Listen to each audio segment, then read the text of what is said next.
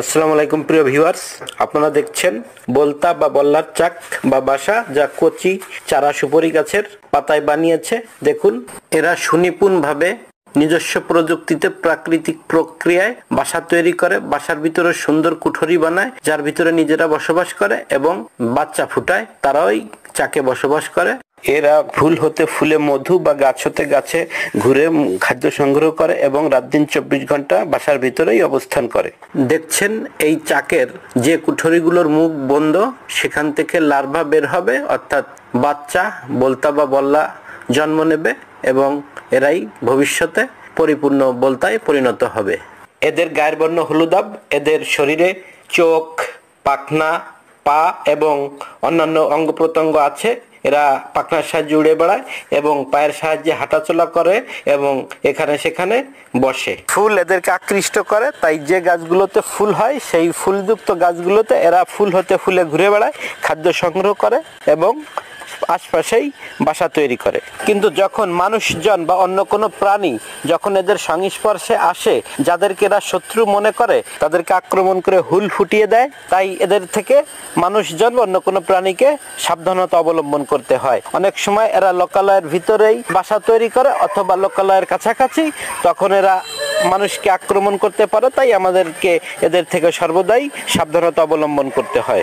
এরা কামড়ায় না, অনেকে বলে বল্লায় কামড়াইছে, কিন্তু সেটা ঠিক নয়। এরা আক্রমণ করলে পিছন দিক থেকে হুল ফুটিয়ে দেয়। সেই হুল শরীরের ভিতরে ঢুকে গেলে শরীর ব্যথা, মাথা ব্যথা এবং জ্বর হতে পারে। এছাড়াও নানা রকম রোগের উপসর্গ দেখা দিতে পারে। তাই এগুলো আক্রমণ করলে আমাদেরকে শক্তিশালী অ্যান্টিহিস্টামিন ও ব্যথানাশক ওষুধ সেবন করতে হয় বা ইনজেকশন নিতে হয় এবং হুল বের করে আক্রান্ত স্থান পরিষ্কার পানি দিয়ে ধৌত করতে হয়। অনেক সময় দুষ্টু ছেলেমেয়েরা ঢিল ছুঁড়ে আঘাত করে, এই বল্লা ছড়িয়ে ছিটিয়ে যায়, তখন মানুষদের আক্রমণ করে হুল ফুটিয়ে দেয়, মানুষের অনেক ক্ষতির সম্মুখীন হয়। তাই আমরা এগুলো থেকে সাবধান থাকবো। তবে এগুলো সাবধানতার সাথে আমরা প্রাকৃতিক পদ্ধতিতেও ধ্বংস করা যায়। এই চাকগুলোকে আস্তে ভেঙে ফেলে বাগানে ছেড়ে দিলে এটি বাগানে গিয়ে আবার বাসা বাঁধতে পারে, প্রাকৃতিক প্রজনন প্রক্রিয়া অব্যাহত রাখতে পারে। আবার যে সময় এরকম সম্ভব হয় না, সে সময় অনেকে স্প্রে করে দেয় কীটনাশক দিয়ে অথবা আগুন দিয়ে পুড়িয়ে মেরে ফেলে। তাই যখন যে প্রক্রিয়া ছেড়েও সেটি করব, যাতে করে পরিবেশের ভারসাম্য রক্ষা হয়। চলুন দেখি প্রাকৃতিক প্রক্রিয়ায় কিভাবে চাকটি ধ্বংস করা যায়।